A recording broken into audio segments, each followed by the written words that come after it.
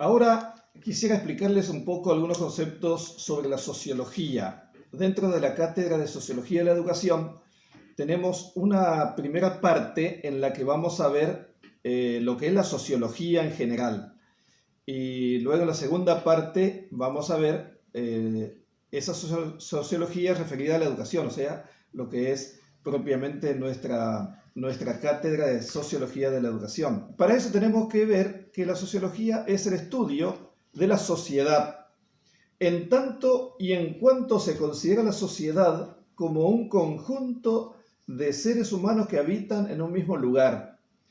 Y por lo tanto, todo lo que haga una persona va a tener una resonancia en el aspecto social. Todas nuestras acciones, nuestros actos, todo lo que hacemos, aunque hagamos individualmente, siempre eso va a tener un resultado social, una connotación social. Por eso, cuando Foucault habla del poder y cuando habla de la institución social, él hace referencia a que la sociedad gobierna sobre la sociedad.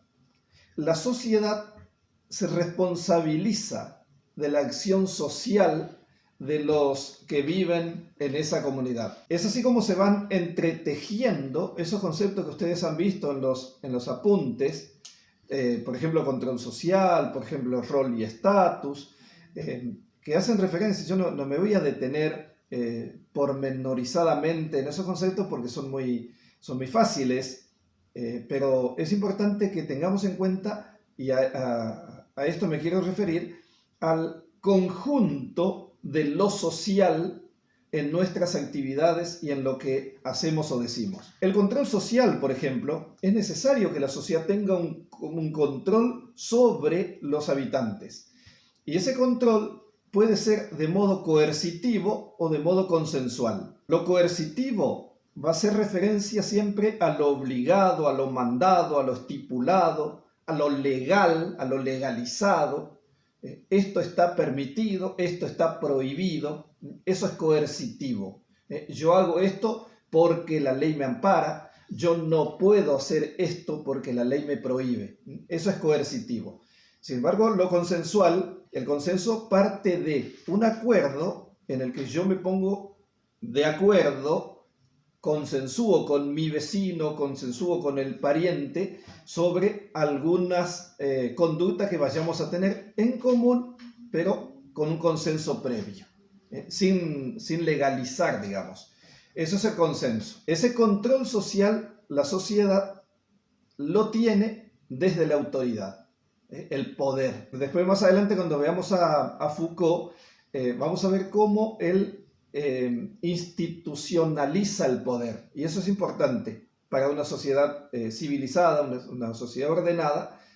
Necesita tener la institucionalización del poder, que esté en la autoridad. También podemos discutir la diferencia o las distintas acepciones que podemos darle a la palabra autoridad o a la palabra poder. Entre los autores que hemos visto, que ustedes han leído, espero que hayan leído, tenemos a Marx. Marx es un sociólogo, un politicólogo, un estudioso de la sociedad, porque él parte de la preocupación del obrero, de la manipulación que se hacía en su época del trabajador, del tipo que trabajaba en una fábrica donde no podía reclamar sus derechos y era subyugado a extensas horas de trabajo. Entonces Marx ve esa sociedad y postula en su libro El Capital que no debiera ser así, sino que plantea otro tipo de sociedad.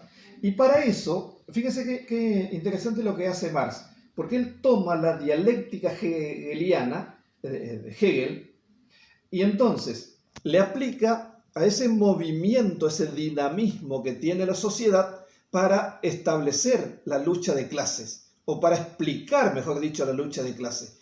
Y esa lucha de clases se da entre el proletario que trabaja y el dueño del capital, donde se presenta a modo de tesis, antítesis, y como resultado va a salir precisamente una síntesis que a su vez, dice Marx, se va a constituir nuevamente en tesis para enfrentar a una antítesis. Esa es la dialéctica de Hegel, que pueden verlo en cualquier manual de filosofía. Y Marx va a plantear que ese trabajo enajenado, como denomina él, debe ser un trabajo compartido. Como compartido debiera ser también la ganancia o retribución que percibe por ese trabajo.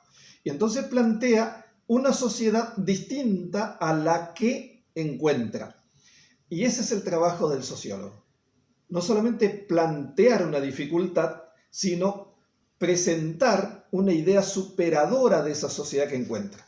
Como lo mismo habrán visto ustedes en Weber, Max Weber, y en Durkheim. Durkheim plantea también una sociedad a partir de un orden que se establece a través de los distintos modos en que se relacionan las comunidades. Él ve en esas comunidades más o menos tomando el orden bíblico para poder aplicar después ese orden a la sociedad.